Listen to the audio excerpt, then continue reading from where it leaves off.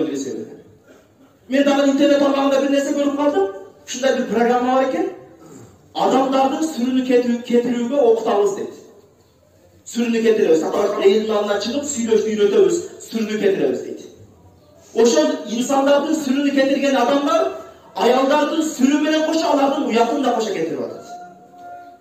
Эмне үчүн? Себеп алар сүйлөшүп үйрөтөм деп туруп, ошол келин кыздарыбызды интернетке видео коюп, интернетке жайылып реклама болууну үйрөтүп атат да. Уятын да кошо жок кылып атат. Сүрүү менен кошо сүрүү жок кылган аз келгенсип, уятын да кошо жок кылып атат. Андай нерселерди жыйыштырайлы.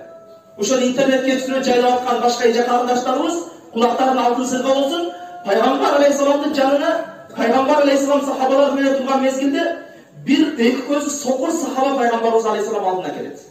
Ошондой кабар жетет. Эки көзү көрбөйт. Ушул сахаба келип атат деген кабар жетет. Пайгамбар алейхисалам аялдарына айтат, парданын аркасына өткүлө дейт. Ошол мезгилде аялдардан көрөт. Я бирөөсү айтат, я Аллахтын элчиси, келип аткан сахаба эки көзү сокур го.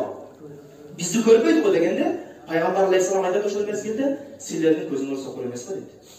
Силер ал эркекти көрөсүңөр го дейт. Ошол жүрөгүң таза болгон деген адамдар Пайгамбар алейхисаламдын аялдарынын жүрөгү таза эмес, алтындан, кристалдан болса керек менимче, бриллианттан болса керек эле. Ошолор айтса арзыйт эле ошол жүрөгүм таза деген.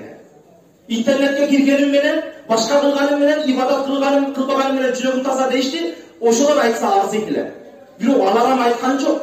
Ошолор дагы аял менен эркектин ортосундагы дистанция парда. Антип ачык айкын сүйлөшкөнгө уруксат жок шариатта. Ошондуктан антип интернетке сүрөт менен жайлаганды жыйыштырайлы.